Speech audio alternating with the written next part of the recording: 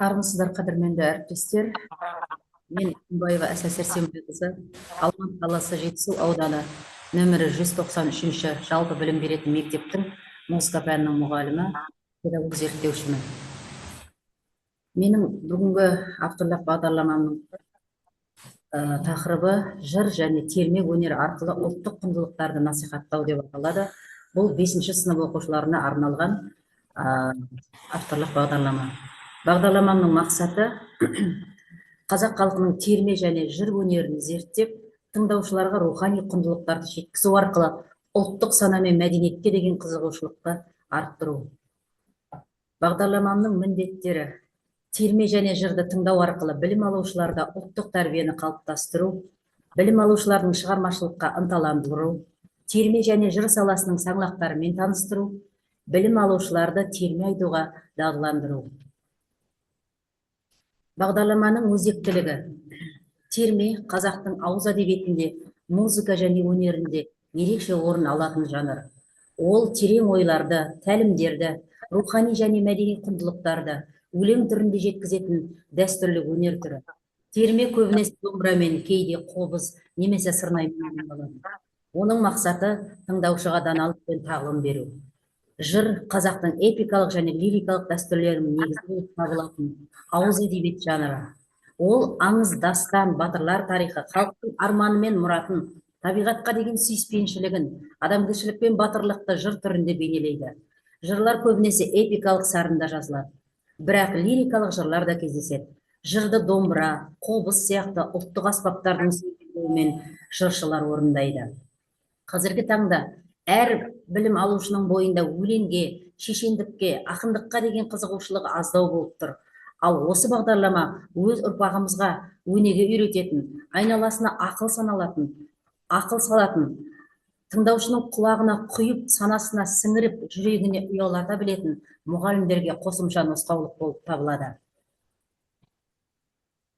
Бұл бағдарламадан күтілетін нәтиже: терме және жырды тыңдау арқылы білім алушылар ұлттық тәрбиені қалыптастырады.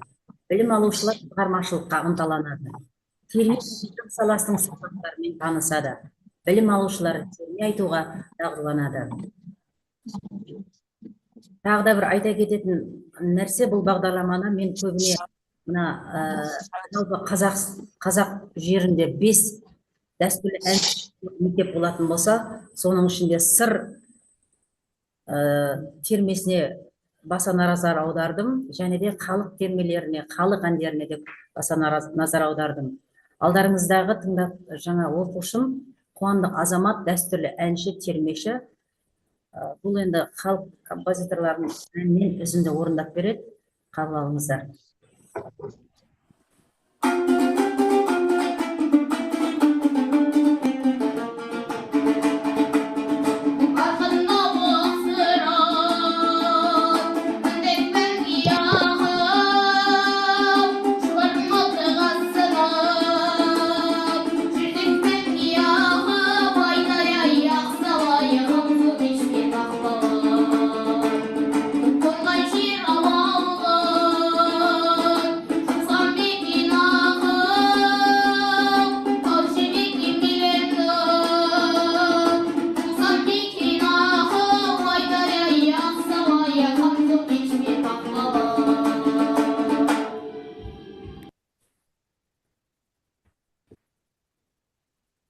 Бұл авторлық бағдарламам негізгі 4 бөлімнен тұрады.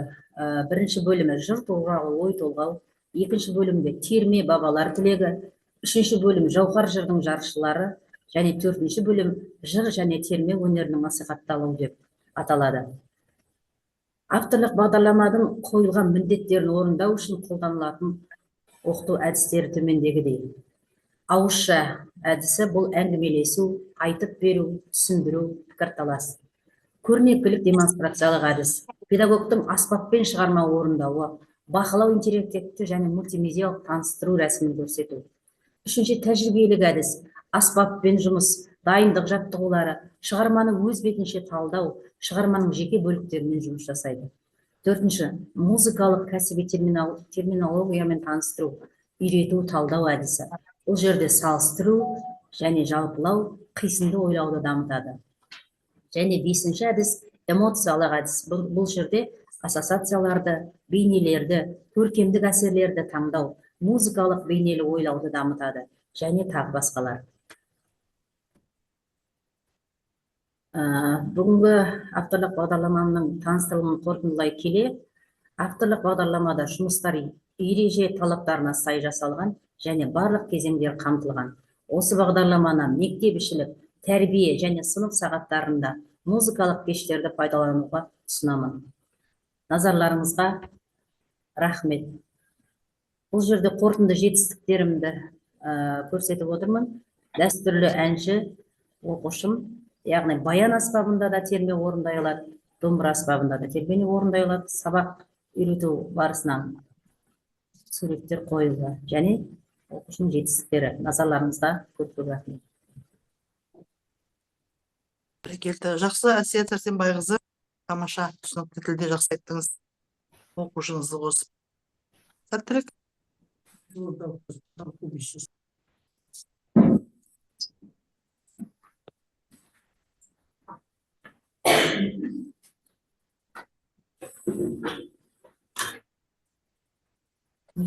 Мынау 10 минуттың ішінде бітіп қалады екен, мен жаңадан сілтеме жіберейін. Өйткені Қарлығаш апай үлгермей қалады ғой. Екеумізге басқа не жібере салайын сіздерге, приглашение. Дұрыс, дұрыс. Шығамыз конференциядан қайтадан басқа жіберіңіз, бітіп қалады.